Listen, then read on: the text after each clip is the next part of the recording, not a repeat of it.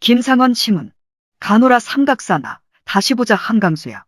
고국산천을 떠나고자 하려마는 시절 이하 수상하니 올동말동하여라.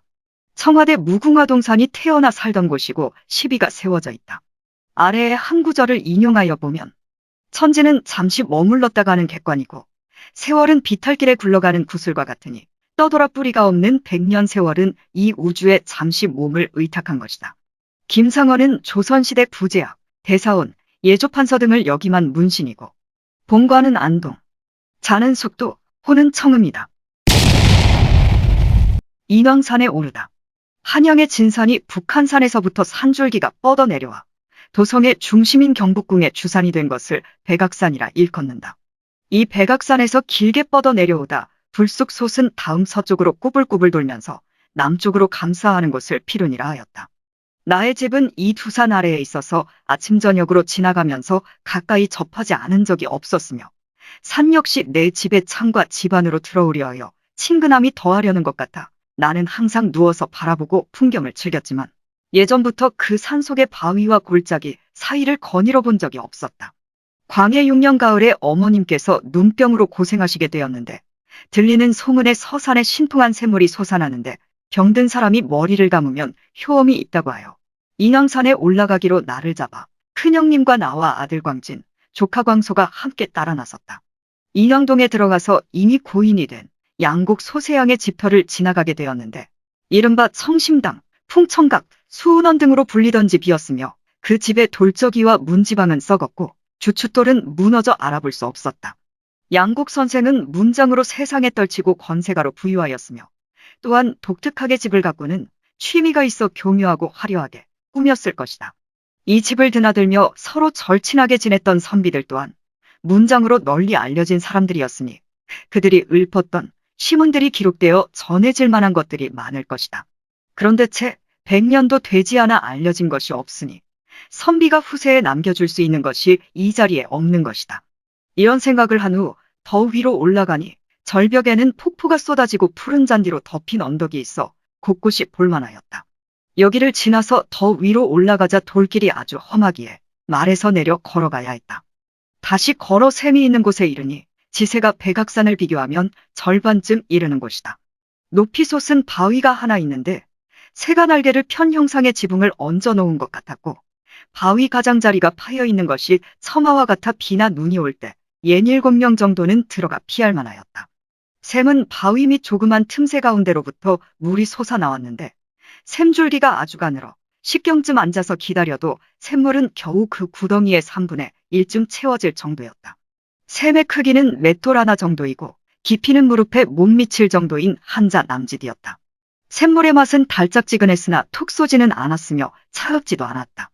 샘 근처의 여기저기 나무에는 종이돈이 붙어있는 것을 보아 많은 노파들이 와서 영험을 빌었던 곳임을 알 수 있다. 석굴의 앞에는 평평한 흙 언덕이 있었는데 동서의 너비가 겨우 수십 보쯤 되어 보였다. 비가 와서 파인 곳에 오래된 기와편이 드러난 것으로 보아 이곳이 바로 인왕사 옛 절터로 보였으며 어떤 사람이 북쪽의 맞은편 골짜기에도 무너진 터가 있다고 하는데 옛 자취가 지금은 없어졌으니 그 말을 알 수가 없다. 일찍이 듣기로는 조선 초 도읍을 정할 때 서산의 석벽에서 붉은 글씨로 중요한 내용을 써서 깊숙이 숨겨둔 것을 얻었다는데 그 역시 어느 곳인지 알 수가 없었다. 산 전체가 바위 하나로 되어 산마루부터 중턱에 이르기까지 우뚝 선, 가파른 바위로 되어 있고 깎아지른 듯한 봉우리와 겹쳐진 수직절벽이 옆으로 늘어서 있어 바위를 쳐다보니 마치 병기를 모아놓고 갑옷을 쌓아놓은 것 같아서 그 기묘한 장관을 이루 형용하기 어려웠다.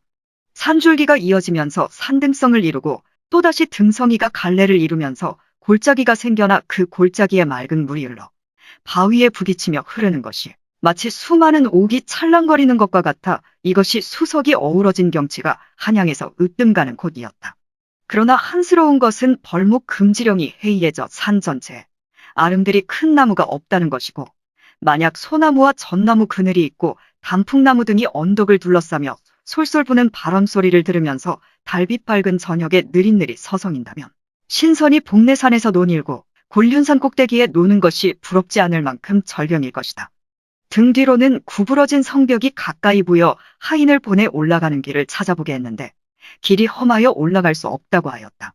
광찬과 광소가 빠른 걸음으로 갔다가 오더니 자기들이 본 것을 말해 주었는데 부학제를 지나가는 사람들이 개미처럼 작아 보였으며 용산, 마포, 양화 일대의 돛담배들이 하나하나 자세하게 헤아릴 수 있다고 하였다.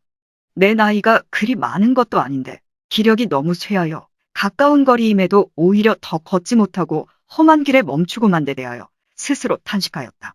그러니 이런 기력으로 어찌 벼슬자리에 나아가 젊을 때 배운 실력을 전심전력을 다하여 남에게 미치도록 할 수 없을 것이다. 큰형님과 더불어 남쪽 봉우리에 올라 내려다보니 술국간이 있었다. 집 두 채를 서로 마주보게 지어 10여 칸이 이어져 그 안에서 술 냄새가 퍼져나와 새들도 모이지 않으니 모르긴 해도 얼마나 많은 양의 술이 온 세상 사람들로 하여금 온통 취하게 하였던가. 앞쪽으로 남산이 보이는데 마치 어린아이를 만지듯 가까웠고 남쪽으로 이어진 성벽이 산허리를 감고 구불구불 이어진 것이 마치 용이 누워있는 것 같았다. 그러나 그 아래에 용 같은 훌륭한 인물이 누워있으면 좋으련만 지금은 그런 인물이 보이지 않는다. 성 아래로 수많은 여염집의 기와 지붕이 땅에 깔려 다닥다닥 붙어있는 것이 마치 물고기의 비늘과 같았다. 임진년에 난리를 치르고 23년이 지난 지금 백성의 수가 날로 불어나 민가의 집들이 빽빽하기가 이와 같은데 그 중에는 남자들의 숫자가 수십만에 달하겠지만 요순시대처럼 어진 임금이 나타나 태평성대를 이룰 군주가 보이지 않으니 나라의 힘은 더욱 쇠약해지고 백성들의 삶은 더욱 고달프며 병방의 방비는 더욱 위태롭게 돼 오늘날과 같이 어려워지게 되었다. 어찌하여 저 푸른 하늘은 인재를 내려주는 것에는 이렇게도 인색하단 말인가. 아니면 하늘에서 인재를 내려주긴 했는데 쓸 줄을 몰라서 이러한 어려운 시대의 운명인지 알지를 못하겠구나. 경복궁의 동산은 텅 비어있고 궁성은 허물어지고 나무는 부러졌으며 궁궐은 무성한 잡초로 덮여 어지러운 가운데 단지 경회로 연못에 떠있는 연잎은 바람에 뒤집히며 저녁 햇살에 반짝이고 있다. 앞에서는 어진 인물을 막고 나라를 그릇되게 하여 전쟁을 불러들이고 온갖 고난을 겪게 하였으며 뒤에서는 이를 부추기고 이간질하여 임금에게 아첨하며 간사한 말을 하면서 법궁인 경복궁은 황폐한 채로 중건을 못하고 있으니 간신의 죄를 어찌 다 주벌할 수 있을까. 창덕궁은 쌍으로 우뚝 솟아있고 화려한 집들이 늘어서 있으며 후원의 숲에는 소나무와 잣나무가 빽빽한 가운데 직속 호위군들이 궁궐을 깨끗이 청소하고 임금의 행차를 기다리고 있는 모습도 보였다. 임금의 거처가 흥하고 망하는 것은 본디 운수에 달려있는 것이며 어진 임금이 즉위하여 세상을 다스리는 것도 때가 있는 것이다. 흥인문의 빼어난 모습이 동쪽을 향하여 우뚝 서 있고 종로의 넓은 길이 일자로 뻥 뚫려 있는데 기량 쪽으로 늘어선 상점들은 별이 자기 자리를 따라 늘어선 것처럼 반듯반듯하게 순서대로 늘어서 있다. 큰 길에는 수레와 말이 지나가고 있고 급히 가거나 뛰는 사람들이 분주하게 오가는데 그들은 모두가 이익을 도모하는 상인일 것이다. 그 모습을 보니 당나라 사람의 시에 명예와 이익을 좇는 세상 사람들이 서로 분주히 만나고 다니느라 자신이 늙어가는 줄도 모른다. 라고 한 구절은 진실로 뛰어난 표현이다. 양주 쪽 불암산을 바라보니 손으로 움켜잡을 수 있을 만큼 가까이 푸른빛으로 서 있는데 바위 봉우리가 삐쭉 솟은 것이 예사롭지 않다. 만약 왕실이 이 산을 진산으로 삼아 서쪽과 남쪽 세 산과 더불어 함께 우뚝 솟아 있었다면 신로도성의 형세를 장엄하게 하였을 것이다. 그러나 서울을 벗어나 멀리 있어 마치 거친 들판으로 달아나 있는 것처럼 보여 조물주가 사물을 만드는 뜻이 이렇게도 달랐다. 아, 조석으로 아무 생각 없이 일상에 묻혀 항상 보던 산을 태어난 지 45년이나 지난 오늘에야 비로소 한번 올라와 보았다.